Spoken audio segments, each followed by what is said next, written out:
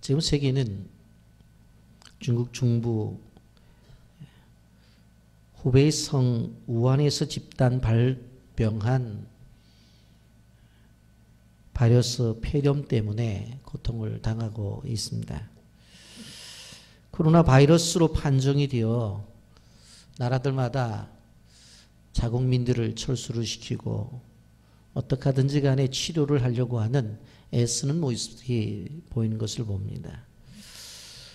중국의 확진자가 어제 저녁에 통계를 보니까 벌써 12,000명을 넘었고 사망자도 250명을 넘었다는 방송을 볼 수가 있습니다. 우리나라도 확진자가 12명이 넘어가면서 지속적으로 방송에서 나가기도 되고 마스크를 사용해라. 그리고 돌아온 다음에는 30초 이상 손을 깨끗이 씻으라고 그렇게 말을 합니다. 그리고는 더 나가서 많은 사람들하고 악수를 하는 것도 그렇게 좋은 것은 아니다. 그렇게 이야기를 합니다. 그래서 여러분 이 일들이 끝날 때까지 좀 불안하시면 예배 시간에 마스크 써도 되니까 이해하셔도 하시고 다 사용해도 된다는 것 꼭 기억하시기를 바랍니다. 이런 일이 시작되면서 시진핑 중국 국가주석이 중국의 최고 권력기관인 상무위를 소집하고 나서 강력한 조치를 취하겠다고 선언을 했습니다.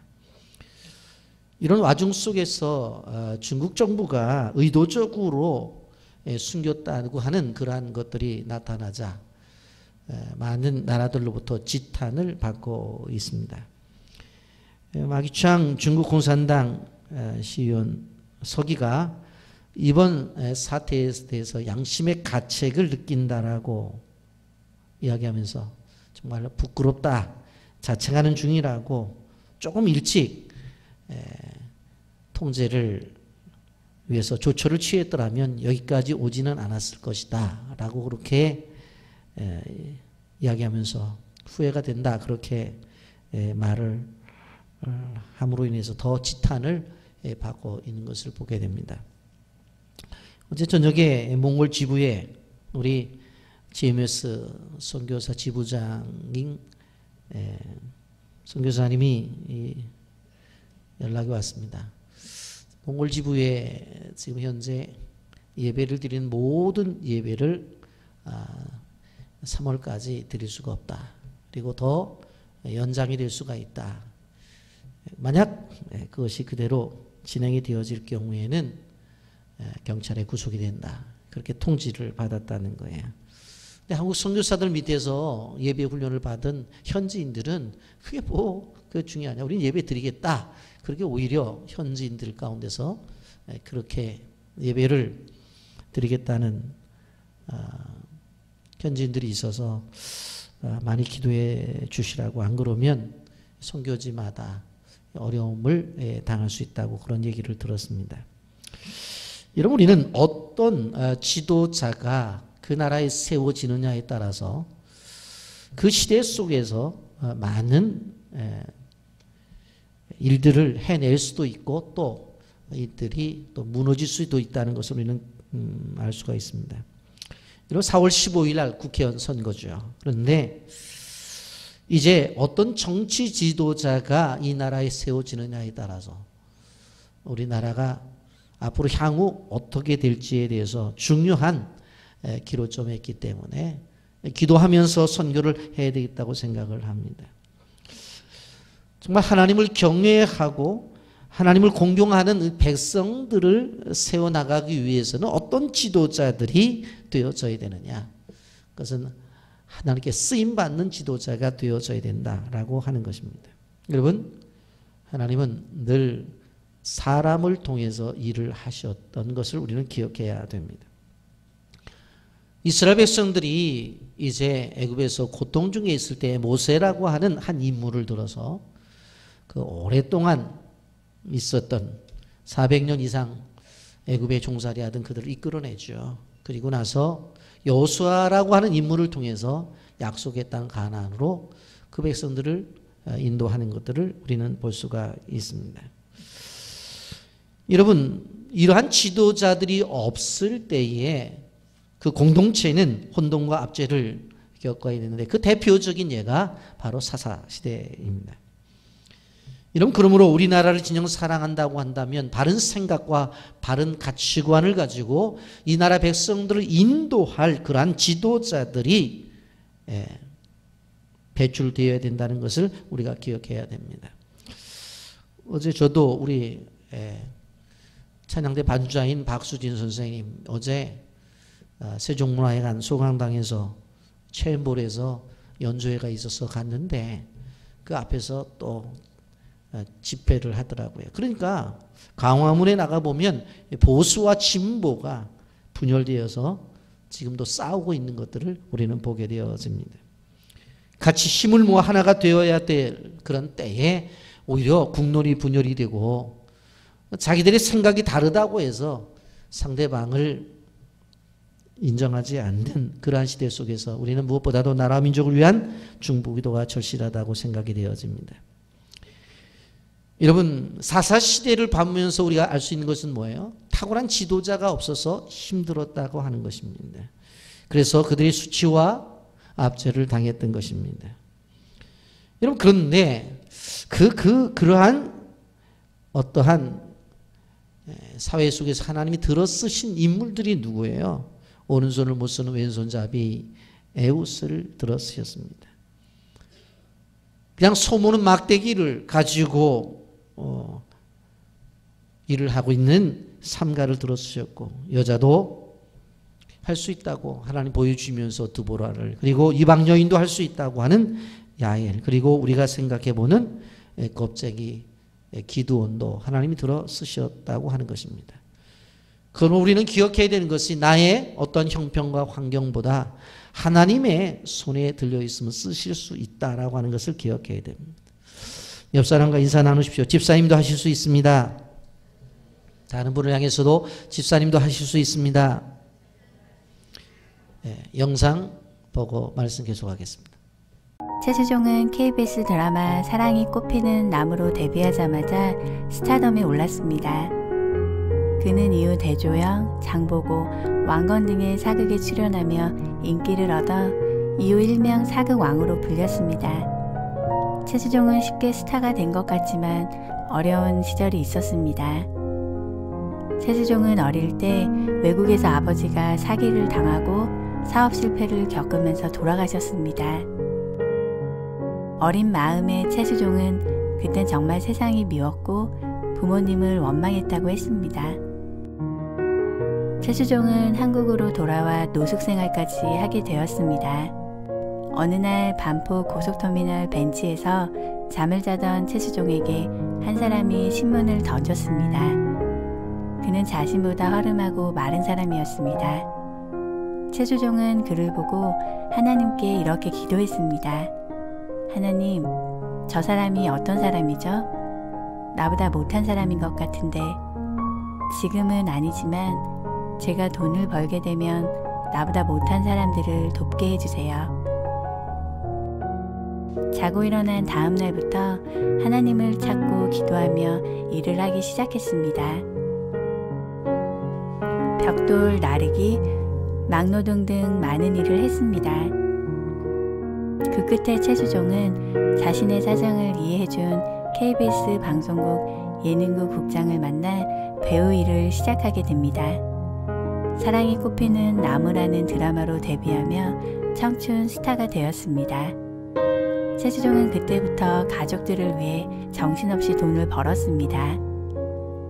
최수종은 돈은 벌었지만 빚을 갚기가 바빴고 어려움을 호소하는 동생에게 돈을 보냈습니다. 최수종은 배우로 데뷔해 지하 단칸방에서 보금자리를 겨우 마련했는데 그때 그 단칸방에서 어머니와 눈물의 감사의 기도를 드렸습니다. 어느 날 기자와 팬들이 최수종 집을 방문한다고 하자 너무 부끄러웠지만 어머니께서 그렇게 살면 안 된다, 보여줘라 라는 권유로 그대로 보여주었습니다. 최수종은 얼굴이 알려지면서 한 음료 CF를 찍어서 당시 아파트 한 채를 살 수 있는 큰 돈을 받았습니다. 하지만 나중에 CF 속 음료수가 교계가 2단으로 규정된 곳과 연루된 회사 제품이라는 사실을 알게 되었습니다. 최수종 어머니의 권유에 그 금액을 모두 기부했습니다. 지하방에서 나갈 수 있는 기회는 놓쳤지만 더 소중한 것을 깨달았습니다. 그 돈을 어려운 사람들에게 기부하면서 봉사의 나눔 생활을 시작하게 된 것입니다. 최수종은 하이라를 만나 믿음의 가정을 이루게 되었습니다. 하이라는 불교 신자였고 가해놀림이 심해 미신에 기대고 있었습니다. 최수종은 하이라를 위해 15년을 기도했습니다. 그 와중에 최수종 부부는 5번의 유산을 하는 아픔을 겪기도 했습니다. 하지만 최수종의 기도는 그 고난을 이겨내게 만들었고 결국 하이라는 하나님을 만나게 되었고 이 가정에 2아이를 주셨습니다. 그렇게 2아이를 갖게 된 최수종은 아이들에게도 존댓말을 쓴다며 하나의 인격체로 존중하고 존경한다고 했습니다. 첫째 아이가 태어났을 때 자신의 아이는 건강하게 태어났지만 같은 병실에 있던 다른 아이가 중환자실에 들어가는 것을 목격했습니다. 최수종은 이후부터 그는 심장병에 걸린 어린이와 불우한 어린이들을 위해 봉사하는 삶을 살게 되었습니다. 그는 고칠 수 있는 병임에도 배고픔과 기아, 질병으로 죽어가는 아이들이 있다는 것을 깨달았습니다. 최수종은 이것이 하나님께서 주신 소중한 마음이라며 우리의 작은 사랑의 실천이 세상을 변화시키고 그 아이들의 꿈과 희망을 키울 수 있게 해준다고 믿는다고 말했습니다. 지금도 최수종은 굿네이버스, 하트하트 재단 등에 활동하며 나눔과 봉사의 모범을 보이고 있습니다. 최수종은 인생의 고난을 통해 하나님이 주시는 메시지를 발견했습니다. 여러분도 하나님의 뜻을 알고 동행하는 하루하루가 되시길 기도합니다.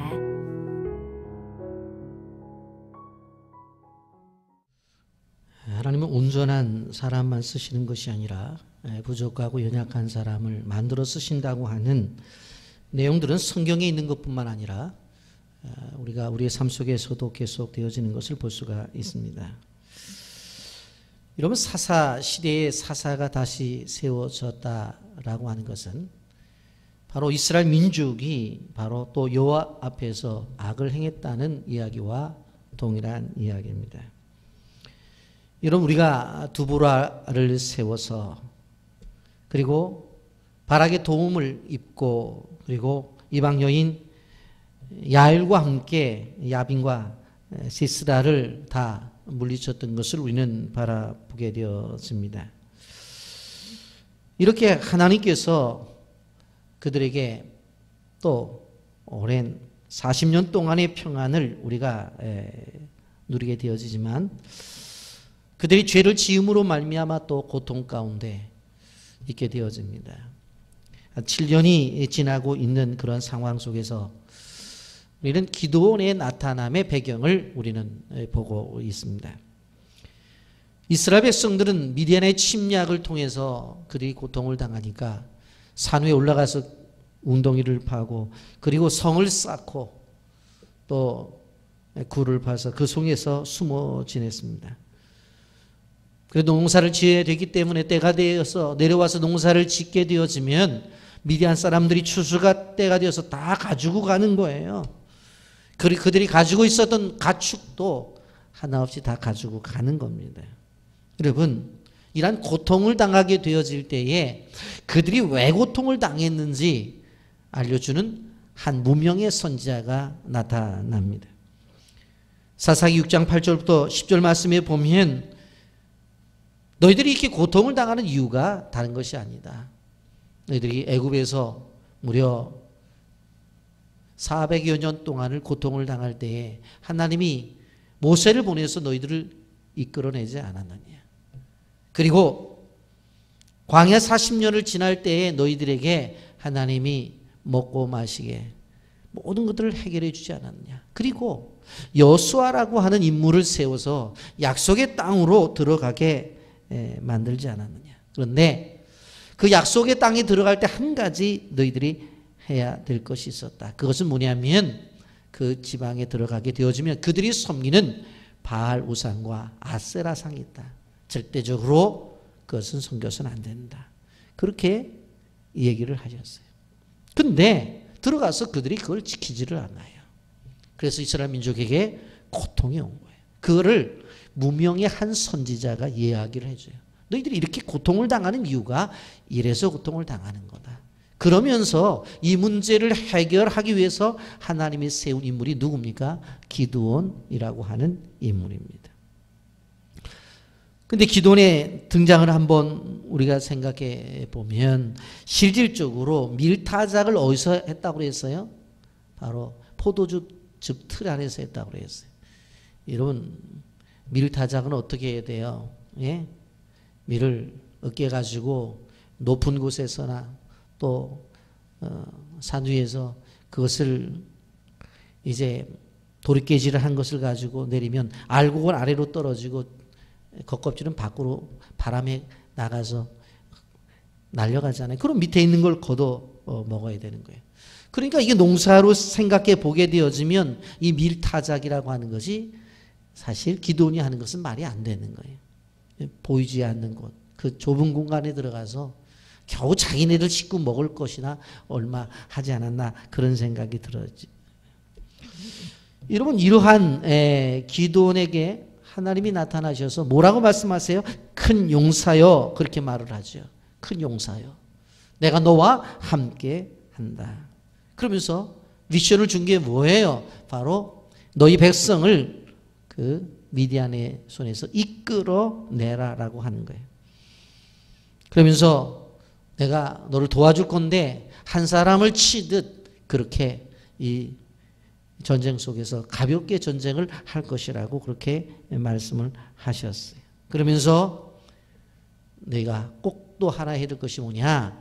바로 우상을 척결하라라고 하는 하나님의 사명이 주어집니다. 여러분, 이러한 배경 속에서 이제 오늘 말씀을 좀 묵상을 하게 되어지는데, 여러분, 분명코 14절 말씀에서 하나님께서 기드온에게 내가 구원하라고 그랬어요. 내가. 그러면서 뭐라고 말을 해요? 내가 구원할 수 있다고 말을 하잖아요. 그러니까 기드온이 나는 연약한 자입니다. 작은 자입니다. 라고 그렇게 말을 해요. 그럴 때에 16절에서 하나님이 내가 너와 반드시 함께 하겠다고 하는 거예요. 여러분, 지금 여기서 하나님과 기드온과의 대화를 통해서 우리가 한 가지 중요하게 봐야 되는 것이 뭐예요? 하나님이 기드온을 쓰고 싶은 거예요. 그런데 기드온은 하나님을 잘 몰라요, 지금. 하나님이 기드온을 선택해서 그 포도즙 틀에서 탈곡을 하고 있는 그에게 찾아가서 뭐라고 말해요? 큰 용사다. 그랬더니 나 용사 아닙니다. 내가 너를 쓰겠다. 나는 그런 존재가 아닙니다라고 그렇게 말을 해요. 더 나가서 내가 나가서 미디안을 치게 되어질 때 한 사람을 치듯이 그렇게 할 것이라고 얘기를 하는데 기드온은 자기는 아니라는 거예요. 여러분, 우리는 무엇을 알아야 돼요? 하나님은 기드온을 쓰시고 싶은데 기드온이 하나님에 대해서 잘 몰라요. 여러분, 우리가 생각해 봐요. 지금까지 바로 이스라엘 사람들이 사사시대에 들어와서 쓰임을 받은 사람이 어떤 존재예요? 오른손을 못 쓰고 있는 왼손 에옷을 쓰셨어요. 그리고 농부로서 소모는 막대기밖에 없는 상가를 쓰셨다고요. 그리고 당시 여자는 인정을 받지 못한 그런 상태 속에서 드보라를 쓰셨고, 그리고 이방 여인인 야엘을 쓰셨단 말이에요. 조금이라도 기드온이 생각해 본다면 이런 생각을 할 수 있어요. 그렇지, 에옷도 쓰임을 받았고 삼갈도 쓰임을 받았고 드보라도 쓰임을 받았고 이방인 야엘도 쓰임을 받았다면 내가 연약해도 쓰임을 받을 수 있지라고 생각을 했어야 돼요. 그런데 그런 게 없어요. 그런 게 없어요. 무슨 이야기입니까? 바로 하나님에 대해서 잘 모르는 거예요. 하나님의 존재가 어떤 존재인지를 잘 모르는 거예요. 그리고 자기의 형편과 자기의 상황만 생각하는 거예요. 자기가 어떤 존재인지만 그것만 생각하고 거기에 묶여 있는 거예요. 여러분, 찬송가 가운데서 손진영 씨의 주 나의 모습 보라는 곡이 있어요. 주 나의 스폰에 상한 나의 맘 보시네. 주 나의 눈물 안에 홀로 울던 마음 아시네. 세상 소망 다 사라져가도 주의 사랑은 끝이 없으니 살아가는 이 모든 순간이 주 은혜의 힘을 나는 믿네. 아멘입니까? 주 사랑이 있네. 그 사랑이 날 채우네. 주 은혜 내게 있네. 그 은혜로 날 채우네. 세상 소망 다 사라져가도 주의 사랑은 끝이 없으니 살아가는 이 모든 순간이 주 은혜의 힘을 나는 믿네. 주 은혜의 힘을 나는 믿네. 주님이 우리를 아셔요. 우리가 주님을 아는 것보다 하나님이 우리를 아시는 것이 더 정확하고 더 분명하게 아신다고 하는 것을 우리는 기억해야 돼요. 그렇기 때문에 말씀하시는 거예요. 내가 너와 함께 하겠다. 무슨 얘기예요? 너 혼자 할 수 있다고 한다면 내가 왜 너랑 함께 해? 내가 혼자 내 능력으로 네가 모든 일을 처리한다고 한다면 뭐 내가 왜 함께 하냐? 나 그냥 가만히 앉아있으면서 호주머니에 손 넣고 네가 하는 거 구경만 하면 되지. 그런데 너 능력 없는지 안다고. 그러니까 내가 함께 하겠다. 함께 하겠다. 그러면 아멘 해야 되잖아요. 여러분. 이게 이런 와중 속에서 이 기도는 그걸 생각해요. 하나님, 말이 되는 얘기입니까? 지금 우리 민족이 지금 미디안에게 다 당해서 고통을 당하고 있는데 나 혼자서 미디안을 감당하겠다고요? 그게 어떻게 말이 됩니까? 말이 됩니까? 민족이 당하고 있는데 나 혼자 그 큰 세력을 감당하겠다고요? 말이 되는 이야기냐고. 그러면서 뭐라고 얘기를 해요? 만약에 말씀하시는 분이 주님이시라고 한다면 바로 주님됨을 나에게 보여주십시오. 표징을 보여달라는 거예요. 그러면서 내가 집에 가서 예물을 가지고 올 때까지 여기 가만히 계시라는 거예요. 꼼짝 말고 계시라는 거예요. 그렇게 이야기를 해요. 그랬더니 주님이 그렇게 말을 해요. 알았다. 네가 돌아올 때까지 나 여기서 가만히 있겠다. 그렇게 말씀을 하셔요. 기다리시겠다라고 말씀하세요. 여러분, 오늘 사사기 6장 17절부터 보세요. 기도니 그에게 대답하되 만일 내가 주께 은혜를 얻었사오면 나와 말씀하시니가 주 되시는 표징을 내게 보이소서. 내가 예물을 가지고 다시 주께로 와서 그것을 그 앞에 드리기까지 이곳을 떠나지 마시기를 원하나이다니 그가 이르되 내가 너희 돌아올 때까지 머무리라 하니라 그랬어요. 하나님이 정말 말씀하시는 분이 주님이시면 나에 대해 증거를 보여주십시오. 여기 가만히 계시면서. 여러분, 그러면서 내가 가서 예물을 가져오겠다고 말을 해요. 여러분, 우리의 삶 속에서 많은 일들을 경험하게 되어지죠. 그런데 그 많은 일들을 경험하게 되어질 때에 그 일들을 바라보는 관점이 달라요. 어떤 사람들은 우연이라고 말해요. 근데 어떤 사람들은 이것은 우연이 아니라 뭐예요? 하나님의 손길이라고 말해요. 하나님의 일하심이라고 말해요. 그걸 이야기한단 말이에요. 하다못해 한밤중에 잠을 자다가 꿈을 꾼 일이 있다 할지라도 그 꿈 속에서도 하나님이 나의 꿈을 통해서 하나님 자신이 계시하고 싶은 것을 계시하는 분이라고 하는 것을 생각해요. 그리고 고백해요. 그러니 어떤 사건이나 어떤 문제를 만나든지 간에 그 속에 감추어진 하나님의 뜻과 하나님의 손길을 생각해 보는 거예요. 그런데 어떤 사람들은 뭐라고 말해요? 그냥 살다 보니 그런 일도 있을 수 있지. 그러니 거기에 무슨 감사가 있어요? 거기 무슨 감격이 있냐고. 살다가 보니까 어쩌다가 일어난 일인데. 근데 우리가 우리의 인생 속에서 아주 조그만 일이라 할지라도 하나님의 계획 속에서 이루어진 일이야. 이것은 하나님의 계시 속에서 온전하게 세워진 일이야 라고 생각을 하면 바로 거기에 감사가 있는 거예요. 감격이 있는 거예요. 여러분, 여기 보십시오. 기도는 아주 연약한 존재 같지만 바로 당신이 주님이시면 여기 가만히 계십시오. 그리고 내가 지금 가지고 있는 건 없는데 가서 예물을 가지고 와서 예배를 드리겠습니다. 제사를 드리겠습니다. 하면서 바로 그 앞에 서서 고백을 하고 있는 것을 보게 되어집니다. 여러분 2020년도를 살아갈 때에 여러분 꼭 기억하셔야 될 것이 우리에게 다가온 모든 일들을 하나님의 생각으로 하나님의 눈으로 해석하시기를 예수님의 이름으로 축복합니다. 그럴 때에 그렇게 바라봐야 하나님의 방법으로 문제가 풀리는 거예요. 나는 우연한 일이라고 그러고 인생을 살다 보면 그런 일들도 있는 거지. 그런데 이 문제를 풀어야 되겠다고 했을 때에 인생을 살다가 우연히 만났는데 그 문제를 어떻게 풀어요? 우연히 풀어야 되죠. 그러니까 안 되는 거예요. 하나님의 시각으로 하나님 안에서 이루어진 일이라고 할 때 하나님의 방법으로 풀어나가는. 뭐라고 말해야 그가 이르되 내가 돌아올 때까지 머무르리라. 그래. 그래서 기드온이 집에 가서 이제 예물을 가져오게 되어지는데 예물의 내용을 보면 깜짝 놀라요. 염소 새끼 한 마리를 잡아서 큰 소쿠리에 그 고기를 담았다고 그랬어요. 그리고 가루 한 에바, 즉 우리식으로 계산하면 밀가루 한 푸대 반 정도가 되어지는데 그것을 무교병을 만들어 가지고 국을 양푼에 담았다고 그랬어요. 19절 보세요. 기드온이 가서 염소 새끼 하나를 준비하고 가루 한 에바로 무교병을 만들고 고기를 솥구리에 담고 국을 양푼에 담아 상수리 아래 그에게로 가져다 드리매 그렇게 말씀했어요. 자, 그런데 우리가 생각해 보면 뭐 이럴 수 있다고 생각할 수 있어요. 그러나 그렇게 생각하면 안 돼요. 우리의 사사기 6장 3절 4절 지난주에 말씀을 나누었지만 그때의 상황이 어떤 상황이에요? 이스라엘이 파종한 때면 미디안과 아말렉과 동방 사람들이 치러 올라와서 진을 치고 가사에 이르도록 토지 소산을 멸하여 이스라엘 가운데에 먹을 것을 남겨두지 아니하며 양이나 소나 나귀도 남기지 아니하니 그랬어요. 농사를 지어서 추수할 때가 되어지면 바로 기드온 사람들과 아말렉 사람들이 와서 싹 쓸어가는 거예요. 가축도 하나 없이 다 가져가는 거예요. 그런데 지금 기드온이 가지고 있는 예물을 보세요. 그 어려운 상황 속에서. 여러분 염소 새끼 한 마리를 잡아가지고 어떻게 해요? 예?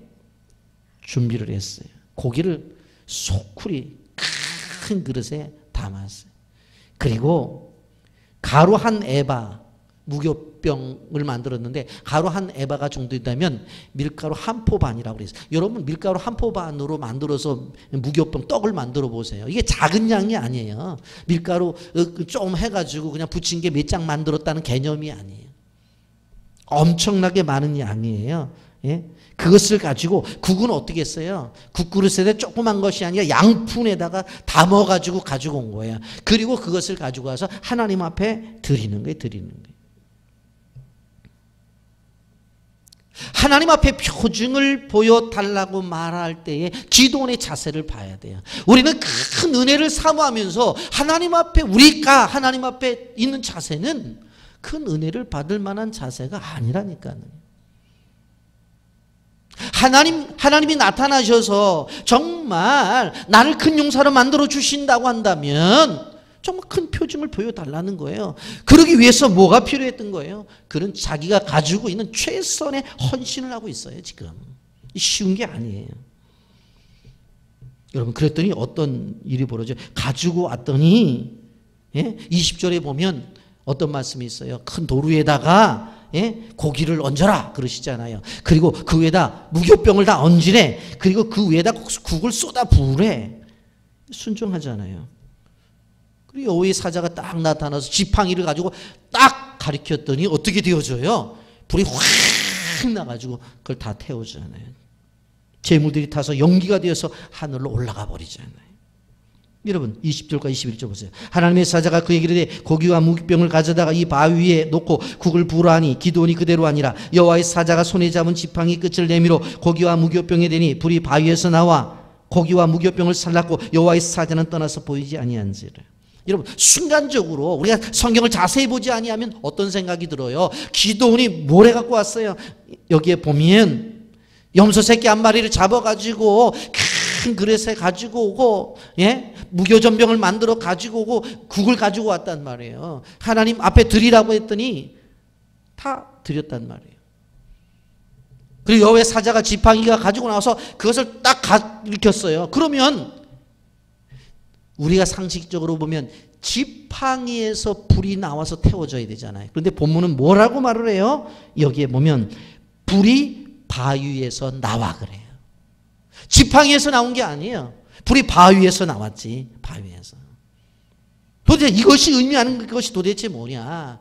불이 바위에서 나와가지고 드린 모든 재물들을 다 태워서 연기로 하나님 앞에 드려진 바가 되어지잖아요. 드려진 바가 되어지잖아요. 우리가 순간적으로 생각해보면 그 지팡이의 역할이 뭐냐는 거예요. 지팡이의 역할이. 오늘 성경에서 가르쳐주는 것은 지팡이는 아무것도 아니라는 거예요. 지팡이는 지팡이일 뿐이라는 거예요. 그걸 이야기하는 거예요. 여러분 출애굽기 17장에 가보면은 르비딤의 전투가 나오는데 실질적으로 이제 아말렉과의 전투를 여러분 잘 아시죠. 아말렉 군대가 이제 광야를 지나고 있는 이스라엘 백성들에게 쳐들어오게 되어지니까 모세가 산 위에 올라가서 기도를 한단 말이에요. 근데 그 손에 뭐가 잡혀 있었냐면 모세의 지팡이가 잡혀 있었어요. 지팡이가. 그런데 이 손이 올라가면 승리를 하고 내려가면 진단 말이에요. 그래서 어떻게 아론과 훌이 와가지고 한쪽 팔 담당을 하고 이거 받쳐주잖아요. 그 승리를 했잖아요. 그런데 여러분 보세요. 모세의 지팡이가 능력의 지팡이라고 말한다면 분명히 이것은 올라가도 승리를 하고 내려가도 승리를 해야 되잖아요. 그런데 이상하게 분명 그 모세의 지팡이가 능력이 있다고 생각이 되어지는데 이것을 올릴 때는 승리가 되어지고 내릴 때는 패한단 말이에요. 그러니까 그 르비딤의 전투에서도 우리가 알 수 있는 것은 뭐냐면 지팡이가 갖고 있는 것이 능력이 아니라는 걸 알아야 돼요. 지팡이는 능력이 아니에요. 지팡이 자체의 능력이 있다고 한다면은 올랐을 때나 내렸을 때나 뭐 막 돌릴 때나 하여튼 능력이 나타나야 되잖아요. 그런데 그렇지 않잖아요. 지팡이는 지팡이일 뿐이에요. 여러분 또 한 가지 우리가 생각해 볼 것은 3일상 우리 5장에 보면 블레셋 군대가 쳐들어와요. 그러니까 엘리하고 엘리 제사장의 아들들이 걱정이 되니까 야, 이 전쟁에 이기기 위해서 법궤를 가지고 가자. 이 법궤는 하나님의 임재를 나타내는 거잖아요. 지금까지 그 법궤가 임재가 나타나서 하나님께서 영광을 받으신 그것이잖아요. 그래서 그걸 가지고 나갔어요. 그랬더니 어떻게 되어져요? 법궤를 빼앗겨버려요. 빼앗겨버려요. 여러분 이 말씀이 무슨 뜻이에요? 기도는 너 잘 들어라. 너는 지팡이일 뿐이야. 내가 너를 사용할 때 그것이 능력이 나타나는 것이고 내가 너를 사용할 때 그것이 역사를 나타나는 거다. 너 연약한 줄 알아. 부족한 줄 알아. 내가 그거 못 본 줄 아냐? 바로 포도즙 틀에 들어가가지고 그거 집안 식구 먹이려고 팔고 가는 거 내가 다 안 되니까 다 알아. 그러니까 기도원이 생각하는 것을 뛰어넘는 모습을 보여주신 거예요. 아마 기도원도 그렇게 생각했을 거예요. 재물을 갖다 딱 오고 거기다 국까지 부니까 이제 뭐 여러분 염소 고기도 다 젖고 그다음에 전병도 다 젖었을 거잖아요. 그런데 여호와의 사자가 탁 나타나 지팡이를 탁 때리니까 지팡이에서 불이 확 나와갖고 태워줄 줄 알았는데 가만히 보니까 지팡이는 가만히 있고 바위에서 불이 나와갖고 다 태우는 거예요. 이 도대체 하나님이 나를 향해서 주시는 의미가 도대체 뭔가? 도대체 의미가 뭔가? 뭐예요? 하나님이 불이 되어주시고 하나님이 내 힘이 될 거다. 민족이 감당하지 못하는 이 미디안 족속도 내가 능력 주면 다 된다는 거예요. 아멘입니까? 이러한 과정 속에서 그 모습을 보고 나서 기드온이 뭐라고 말하냐면 22절에 이렇게 말해요. 기드온이 그가 여호와의 사자인 줄 알고 이르되 슬프도소이다. 주 여호와여 내가 여호와의 사자를 대면하여 보였나이다. 슬프도소이다. 슬프도소이다. 여기서는 히브리어로 아하라는 단어를 썼어요. 이거는 절망의 소리야. 이제 큰일 났구나. 슬픔을 나타내는 감탄사예요. 왜요? 왜 슬펐어요? 하나님 봤는데. 그는 이미 구약을 알고 있었기 때문에 그래요. 여러분 생각을 해보세요. 이스라엘 백성들이 제사를 드리러 가게 되어질 때에 실질적으로 대제사장도 지성소에 들어갔을 때 자신들이 가지고 있는 죄악 때문에 어떤 때는 죽어요. 그래서 대제사장이 지성소에 들어가게 될 때에 그 옷에 방울이 달려 있잖아요. 딸랑딸랑딸랑딸랑딸랑딸랑딸랑. 그 밖에 있는 제사장들이 가만히 들어서 제사가 진행되는구나 생각하면 가만히 있고, 근데 소리가 안 나. 그러면 죽은 거예요. 근데 아유, 대제사장 장례를 지내겠다고 문 열고 들어갔다가는 어떻게 되어져요? 그들도 죽어요. 그래서 대제사장의 몸에 그 긴 끈을 만들어 가지고 소리를 듣다가 소리가 안 나면 땡겨 가지고 어떻게 해요? 제사장들이 대제사장의 시신을 끌어내잖아요. 그러니 얼마나 무섭다고 생각했어요. 야, 이거 하나님 만났으니 나 죽었구나. 그런데 23절에 보면 하나님이 뭐라고 말씀하세요? 여호와께서 그에게 이르시되 너는 안심하라, 두려워하지 말라, 죽지 아니하리라. 근데 여기 우리 성경에는 안심하라고 이렇게 번역이 되어져 있는데 히브리어 원어는 샬롬으로 번역이 되어져 있어요. 샬롬이에요, 샬롬. 근데 여기서 너는 안심하라 그랬으니까 바로 너는이라고 하는 히브리어가 레카라고 하는 단어인데 샬롬 레카, 샬롬 레카. 우리는 샬롬이라는 인사를 알고 있지만 하나 더해서 레카라고 하는 단어를 쓴다면 더 정확해. 샬롬 레카. 집사님에게 평강이 있기를 원합니다. 샬롬 레카. 권사님에게 평강이 있기를 원합니다. 샬롬 레카. 인사하세요. 샬롬 레카. 네, 샬롬 레카. 근데 24절에 그 일이 있은 다음에 뭐라고 얘기를 해요? 기드온이 여호와를 위하여 거기서 제단을 쌓고 그것을 여호와의 샬롬이라 하였더라. 바로 제단 쌓고 감사의 예배를 드리죠. 근데 그것을 여호와의 샬롬이라고 그랬어요. 다른 번역에는 안심시켜주는 여호와, 평강의 여호와, 그렇게 번역이 되어져 있는 성경도 있습니다. 기돈이 하나님 앞에서 사실을 생각해 봤어요. 자신은 아주 연약한 존재잖아요. 세상적으로 보면 있는 거 다 빼앗긴 그러한 아무것도 없는 무일푼의 존재잖아요. 그런데 그런 존재 앞에 하나님을 만났으니 이게 죽었구나 생각을 할 수 있었을 거예요. 여러분, 이런 상황 속에서 바로 하나님이 나타나십니다. 그리고는 두려워하지 말아라, 안심하지 말아라, 너는 죽지 않겠다고 말을 해요. 그 음성을 듣자마자 그가 제단을 쌓고 감사 예배를 드려요. 그러면서 뭐라고 말해요? 여호와 샬롬이라고 그래요.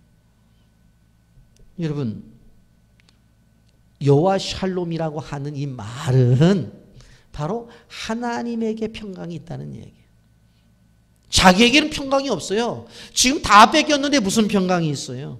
집도 빼앗기고 갖추고 있는 가축도 빼앗기고 농사를 지은 것도 다 뺏겨서 빈털털인데 무슨 거기에 평강이 있어요? 그런데 그에게 왜 평강이 있어요? 하나님의 임재가 있으니까. 자기의 예배를 받아주는 하나님이 계시니까 거기에 평강이 있는 거예요. 여러분, 그래서 우리가 기억해야 돼요. 우리가 주일날 만날 때도 아유 집사님 평안하시죠? 하는 그 뜻이 단순히 세상적인 관점이 아니라 하나님과의 관계 속에서 나타나는 평강을 물어봐야 돼요. 그래서 우리는 서로 간의 평강을 물을 때에 세상 사람들처럼 뭐 사업이 잘 되고 그 다음에 건강하고 그리고 아이들 자녀들도 속색이지 않고 그런 관점 속에서 그냥 평강을 물어보는 것이 아니라 집사님 평강하시죠? 평안하시죠? 물어보면 그 의미 속에서 하나님과의 관계가 온전하죠? 그걸 그렇게 물어보는 거예요. 그리고 대답할 때도 뭐라고 대답해요? 예, 한 주간도 하나님이 나와 함께 하셨습니다. 그렇게 대답을 해야 되지. 뭐 나는 애들도 소관색이고 장사도 잘 돼요. 이렇게 대답을 하면 조금 집사님으로서 생각이 조금 미흡한 거예요. 서로 인사를 주일날 나눴을 때 권사님 평안하시죠? 집사님 평안하시죠? 예, 한 주간 동안 뭐 어려움 없이 살았어요. 사는 걸 얘기하는 것이 아니라 예, 하나님과의 관계가 참 한 주간 동안 좋았습니다. 그렇게 이야기가 되어져야 이게 진정한 그리스도인의 모습이라는 거예요. 아시겠어요? 다음부터 꼭 그렇게 하셔야 돼요. 하나님과의 관계. 그래서 너는 안심하라. 샬롬 레카. 여기서 큰 기도원이 경험을 하는 것을 바라볼 수가 있습니다. 그러면서 기도원이 새로운 이름을 얻게 되어져요. 요르바알이라고 하는 이름을 얻게 되어지는 것을 보게 되어집니다. 하나님 보실 때에 지금 이스라엘 민족의 문제가 뭐라고 했어요? 가나안에 들어가면 우상 숭배하는 것을 다 버리라고 했는데 가서 그들과 함께하고 있단 말이에요. 이스라엘의 몰락이 여기서 온 거예요. 여러분, 영적인 원리라고 하는 것은 뭐냐면 밖에서부터 개혁이 아니라 나로부터의 개혁이라고 하는 것을 알아야 돼요. 그래서 오늘 우리가 기도원의 사건을 쭉 진행하면서 여러분들이 봐야 되는 것이 뭐냐면, 기도원을 기도원되게 만들 때, 기도원을 하나님의 사자로 정말 용기 있는 사람으로 만들 때 제일 먼저 누구를 회복시켜요? 기도원을 회복시키잖아요. 기도를 하나님이 만나잖아요. 그리고 나서 두 번째로 한 게 뭐예요? 그 집안에 있는 우상을 무너뜨려요. 여러분, 사실 하나님이 가장 싫어하는 것이 바알, 단하고 아세라 우상인데, 그게 누구의 집에 있었느냐? 기도원의 집에 있었어요. 그 기도원의 집에. 그리고 그걸 누가 관리를 했어요? 기도원의 아버지가 관리를 했어요.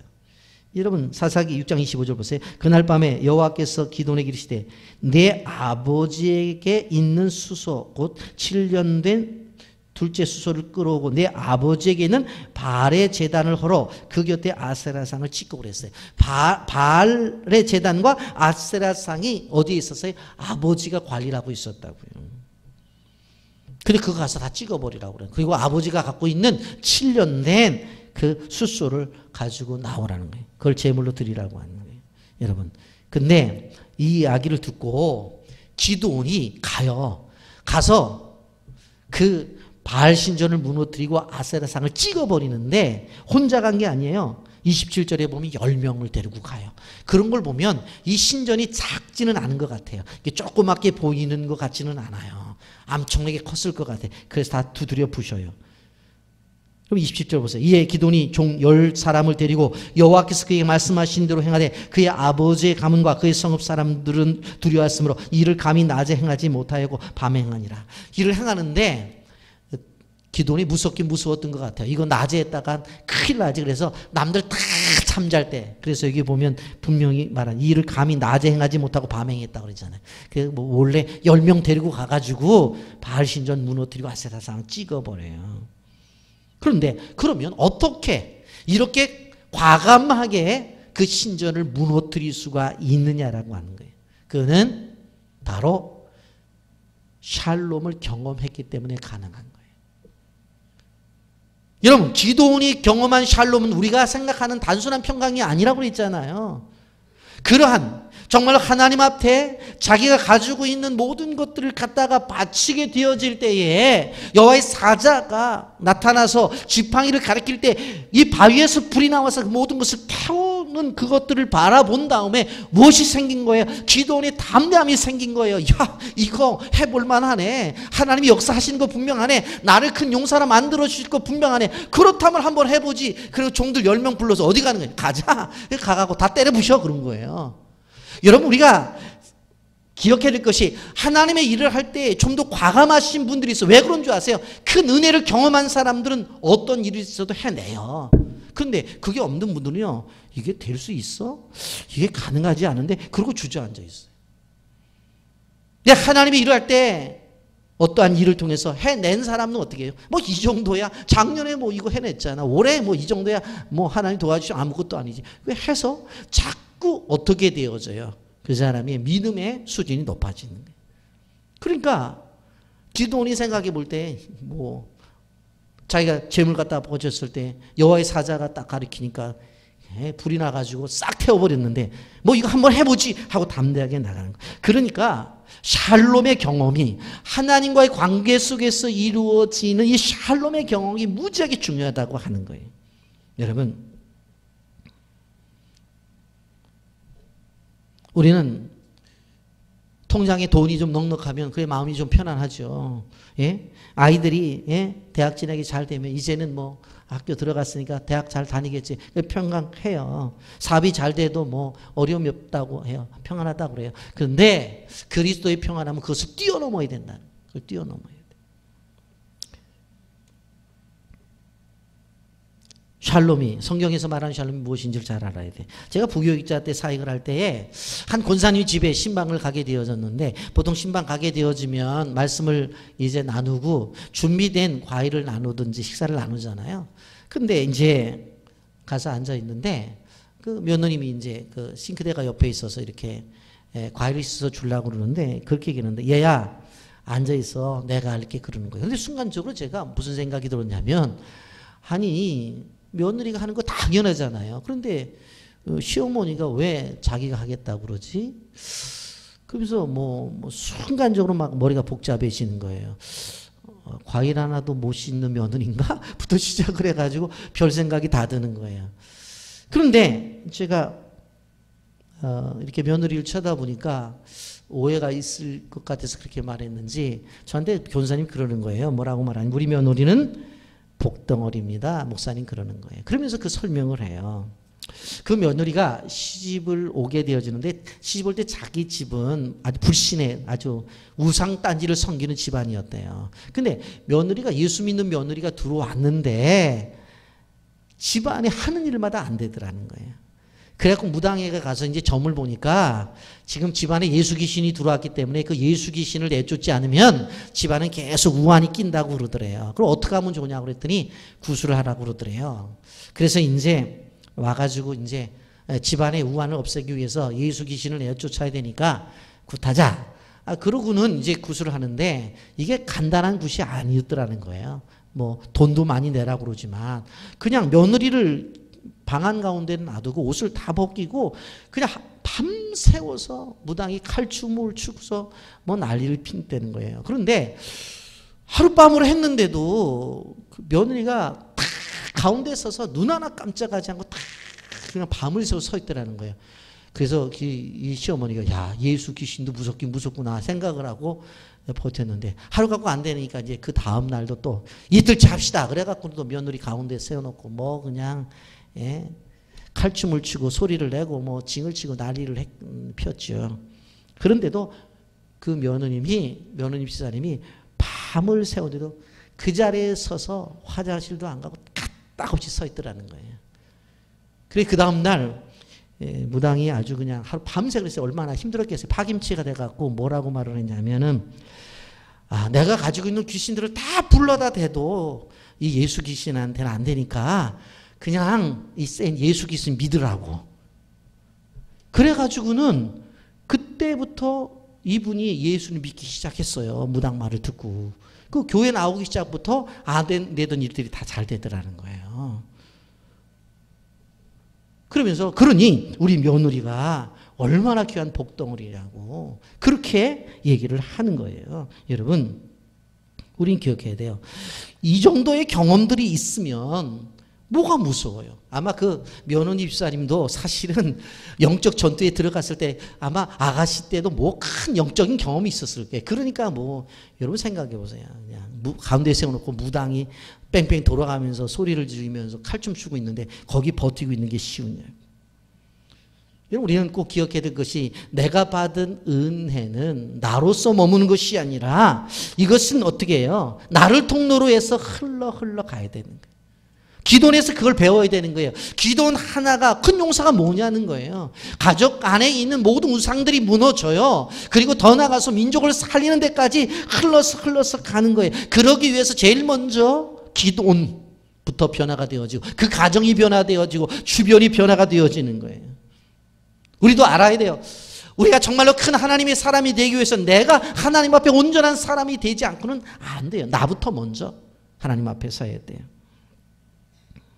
근데 여러분 우리가 이 일을 두고 볼 때에 여기 보면 7년 된 숫소를 갖다 드리라고 그랬잖아요. 그런데 이게 여러분 생각해 보면요.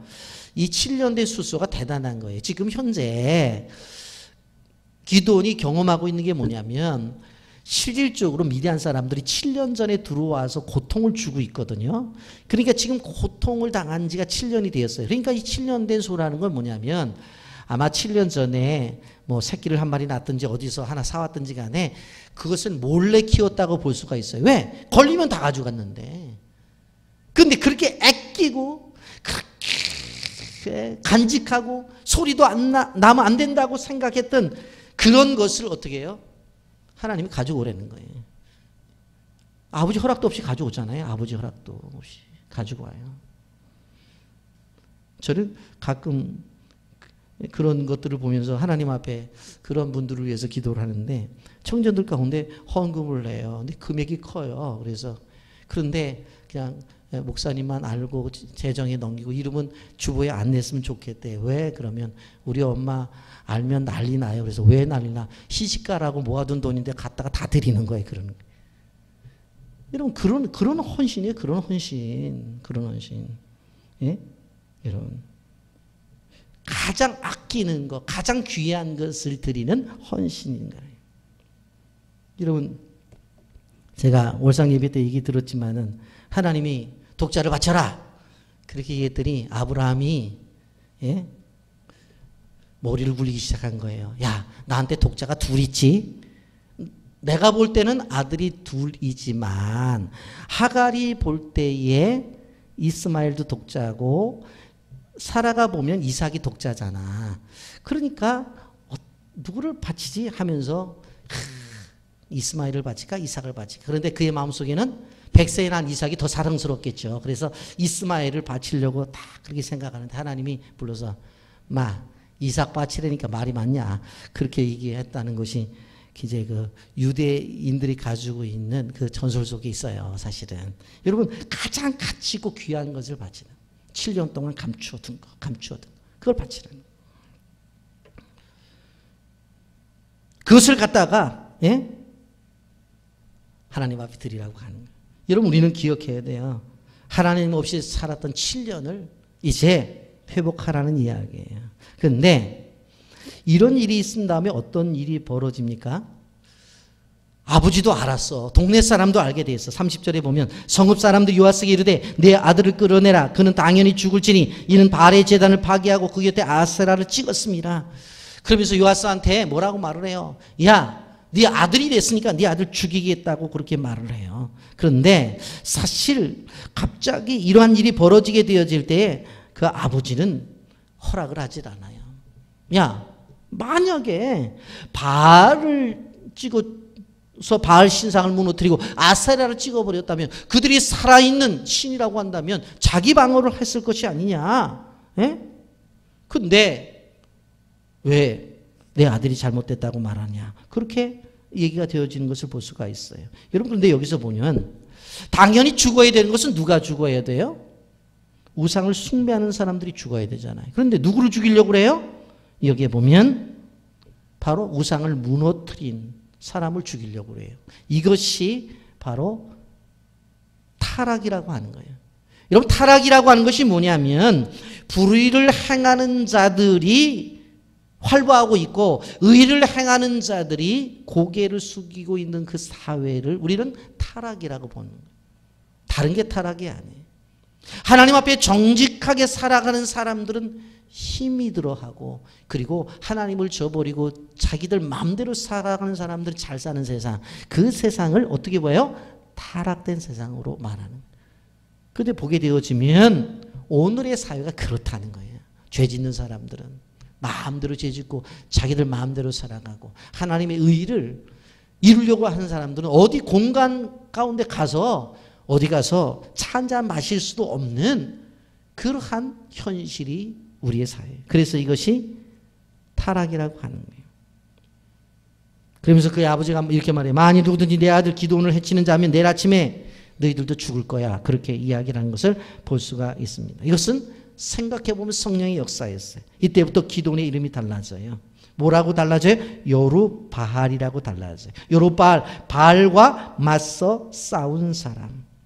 처음에 기드온으로 이름이 이루어지더니 그 다음에 요아스의 아들 기드온, 그 다음에 여룻바알이라는 별명이 붙는 것을 바라볼 수가 있습니다.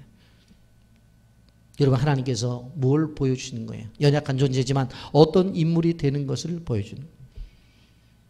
여러분 마태복음 16장에 예수님께서 뭐라고 말씀했어요? 베드로를 향해서 너는 시몬이라고 하지 말고 이제 베드로라고 하라. 너는 반석이라고 했어요. 그런데 그 당시만 해도 그는 반석 같은 존재는 아니었어요. 오히려 예수님이 십자가에 죽는다고 말할 때 안 된다고 말을 하잖아요. 그래서 예수님께서 사단아 내 뒤로 물러가라고 말씀하시잖아요. 그는 시작의 반석 같은 존재가 아니에요. 그런데 하나님 뭘 보셨어요? 미래에 나타날, 세워질, 만들어질 베드로를 보신 거예요. 오늘날 우리가 기억해야 될 것은 무엇인가 하면 현실 속에 지금이 전부가 아니라는 것을 기억해야 돼요. 하나님의 손에 있어서 만들어질 미래, 나 자신을 보고 미래에 만들어질 자녀들을 바라봐야 돼요. 여러분, 나중에 베드로가 어떻게 되어져요?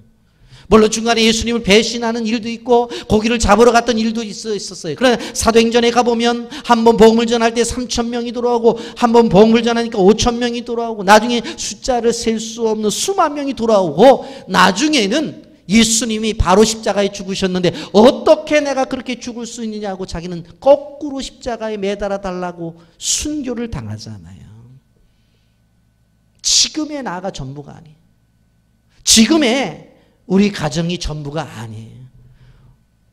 가정 안에 자라나는 아이들이 지금이 전부가 아니라고요. 우리 교회가 지금이 전부가 아니라고요. 우리에게 중요한 것은 뭐예요? 하나님의 시각을 받고 지금은 이렇게 포도주 속에 들어가서 자기 한 끼 먹을 음식을 비비는 사람이지만 이 사람을 통해서 하나님의 역사를 이뤄낼 것이라고.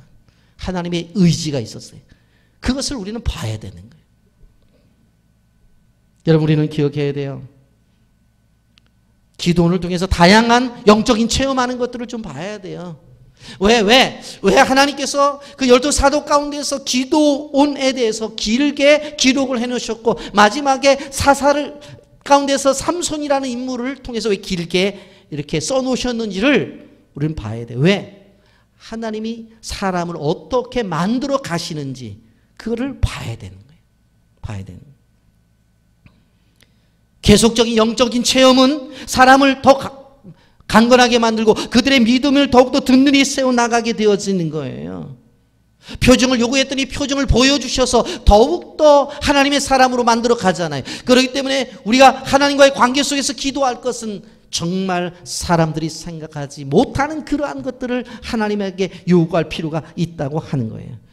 그러면 용기가 생겨요. 바알 신전도 무너뜨리고 아세라 상도 찍어가지고 그걸 가지고 어떻게 했어요? 바로 제물을 드릴 수 있는 불을 피우잖아요. 그걸 가지고. 여러분, 우리는 이 본문을 보면서 하나님의 그릇으로 만들어가는 체험이 기도원에만 있는 것이 아니라 내 인생에게도 있게 하옵소서. 아멘. 오늘이라고 하는 하루를 통해서 하나님이 나에게 이러한 체험을 통해서 내일은 더 큰 인물로, 올해 하나님이 큰 은혜를 주셔서 내년에는 더 큰 하나님의 사역을 할 수 있는 인물이 되게 하옵소서. 내 인생의 과정은 끊임없이 하나님 나라 갈 때까지 만들어져가는 과정이 되게 하여 주옵소서. 오늘 우리는 그것을 깨달아 알아야 된다는 것을 우리는 기억해야 됩니다. 여러분, 그렇기 때문에 다양한 훈련을 하나님이 시키기를 원하세요. 인생 살아가면서 뭐가 나타나면 또 이게 또 뭐야, 그렇게 하지 마세요. 그 체험을 통해서 하나님은 더 큰 것을 만들어 주시려고 하는 거예요. 또 그러면 또 이건 또 뭐야, 여태까지도 힘든데, 자꾸 그렇게 생각하지 마시고 우리에게 주어지는 다양한 체험들, 다양한 훈련이라고 생각하고 그것을 감당해 나가게 될 때에 어느 한순간에 우리는 기도원의 300명 용사를 데리고 승리했던 그 현장에 있을 수 있다고 하는 거예요. 여러분, 고난의 시간, 이것이 광야의 시간이라 할지라도 절대로 그것이 나에게 필요 없는 것이 아니라 꼭 필요한 것이라 생각하시고, 우리가 이 기도를 통해서 이들의 훈련 과정을 통해서 사람이 되어지는 것처럼 나도 그런 사람이 되어야 되겠다 작정하시기를 예수님의 이름으로 축복합니다. 아멘.